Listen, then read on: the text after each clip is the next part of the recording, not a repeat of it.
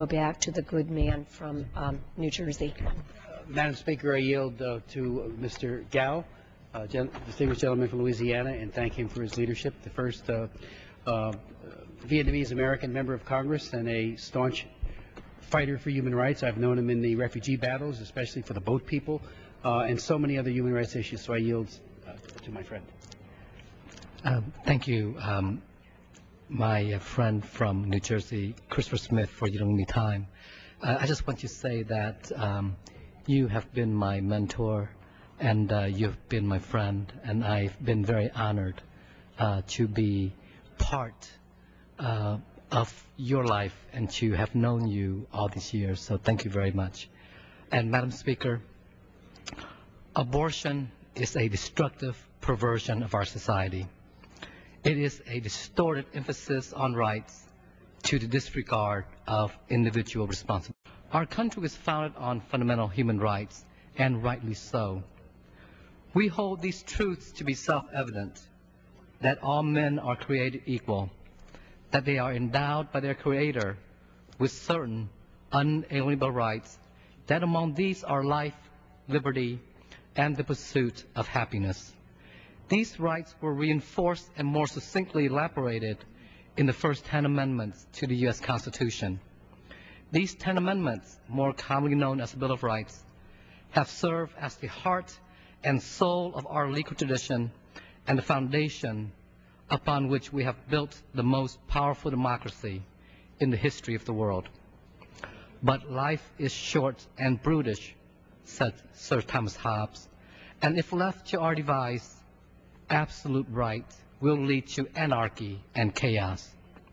Rousseau, Hobbes, and other thinkers of the Enlightenment saw the dangers of absolute rights and proposed a social contract upon which to build a civil society where mutual obligations are imposed on all parties to the agreement. The balance between rights and responsibilities has served as a basis for an ethical context. But our society has disrupted this delicate balance between rights and responsibilities by accentuating rights and contrived an anthropology detached from the moral conscience and call it social progress. The result is a skewed social politics devoid of moral coherency. In his encyclical Caritas in Veritate, Pope Benedict XVI loudly proclaimed, individual rights detached from a framework of duties can run wild. And this is what we have seen in our society today. We provide rights to convicted murderers, but at the same time sanction the slaughter of the innocent. We protest in rage at the slaying of dogs, but barely blink an eye at the murder of millions of innocent children. Traditional principles of social ethics like transparency, honesty, and responsibility have been ignored or attenuated, and as a result, our moral tenor does not respect the right to life and the dignity of a natural death. To protect individual rights, we have distorted the continuity of human development to portray the human fetus as something less than human and therefore can be disposed of. What happened to personal responsibility? The responsibility to respect and nurture a human life who happens to be one's own child.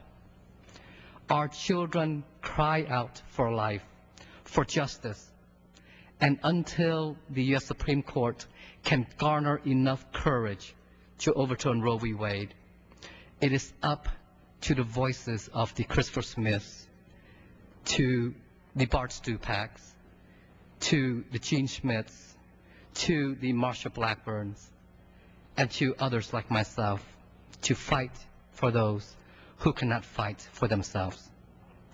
Yes, healthcare reform is important, and I support responsible reform. But, Madam Speaker, as my friend Christopher Smith so eloquently articulated, abortion is wrong, and I can never support a reform bill that seeks funding with the tax dollars of hardworking Americans. Thank you, and I yield back my time. I want to thank my friend and colleague for his eloquent and very passionate statement, and knowing of his work on behalf of human rights, his standing as a human rights advocate globally. Thank you so much, Ein, for that very powerful statement. Thank you. I'd like to yield to my good